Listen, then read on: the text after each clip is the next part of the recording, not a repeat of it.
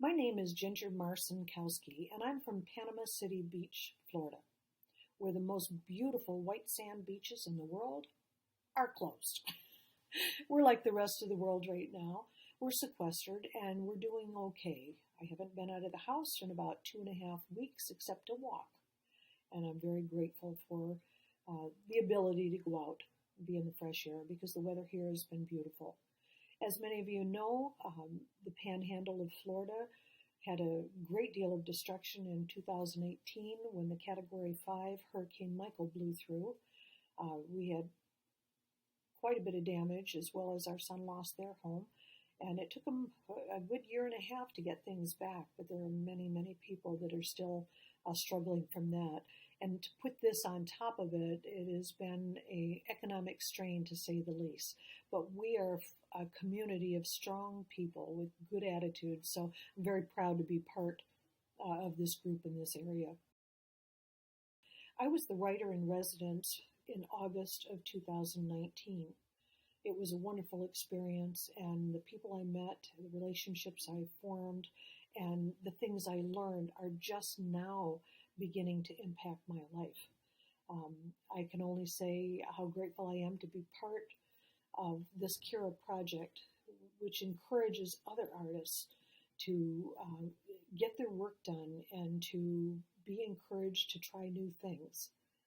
So I want to give you a few tips that I have learned and might be helpful to you as you go through this particular time.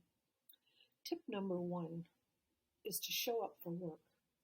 In other words, if writing is important to you, whether you're brand new or whether you're older, you can't let the COVID virus or work or anything else get in your way. You need to have a set time every day where you give it 15 minutes, 15 hours, whatever it is, but you need to set that time as firm as you can every day because it'll help you in 2 ways.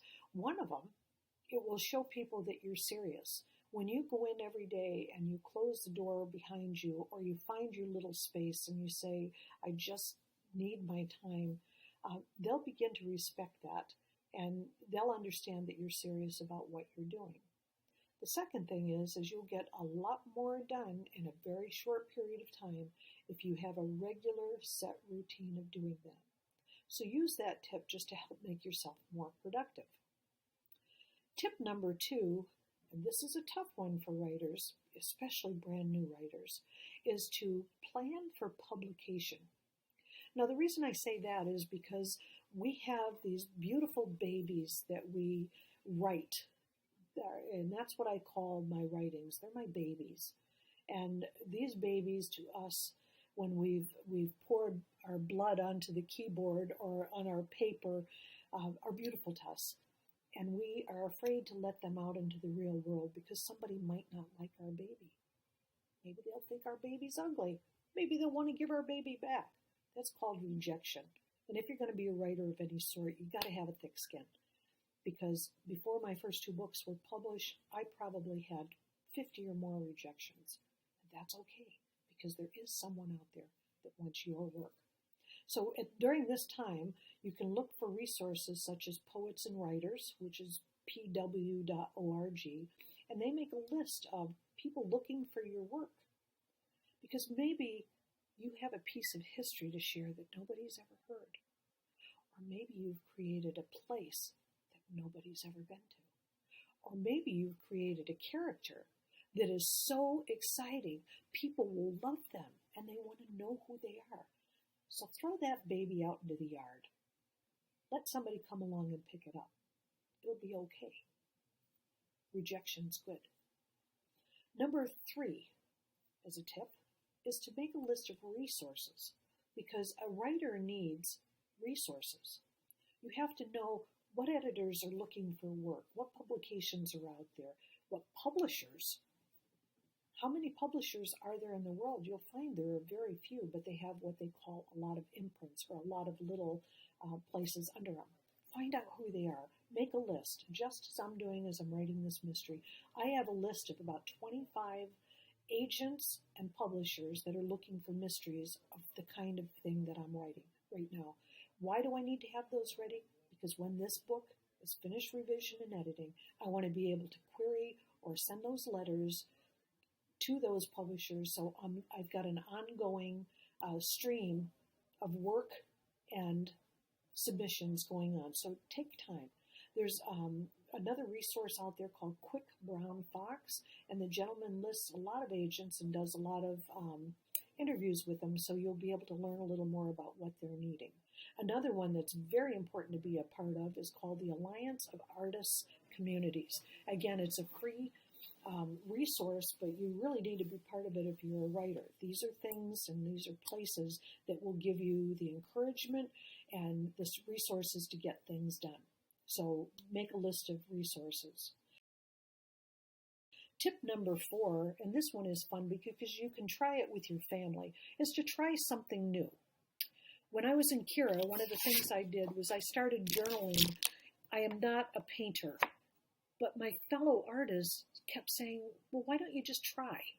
The same way that I shared with them. Why don't you write something about that beautiful painting that you just did? We encouraged each other. So I would do little things like this. I would put up above, what the date was, draw little pictures of things. This was a sculpture in the gardens at Kingsbray.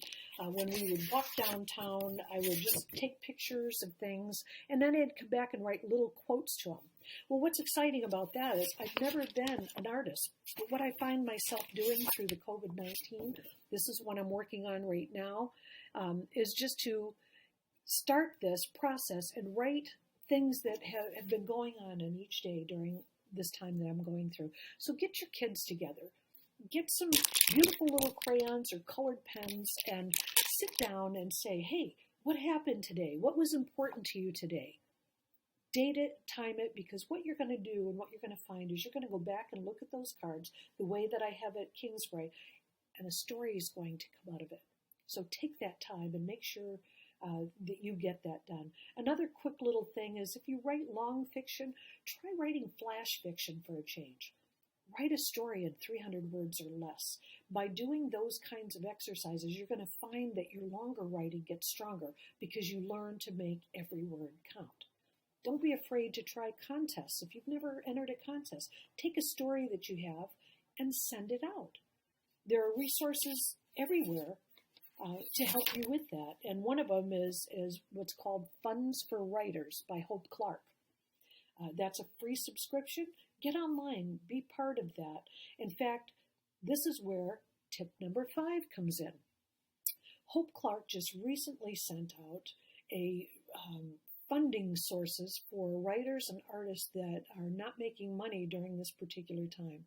And I know if you're a full-time writer, depending on your income, it's very difficult, or a full-time artist. So Hope's particular source here is invaluable. And if you can't find it there, please pick up the phone or pick up your email, I should say, and email to me just to find out what I'm talking about, and I will be more than happy to share that with you. Here's my email at grm55@me.com, and I will send you also a resource checklist for publication. It's a little resource that I put together, and it will help you should you get ready to publish a book, to know some of the documentation and things you're going to need while you're out there and after your work is accepted, or while you're working on your work, that you can balance it out by taking a break and looking at these particular things, other documentation that you're going to need.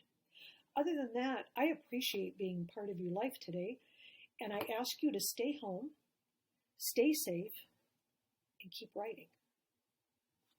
Thanks from Kira.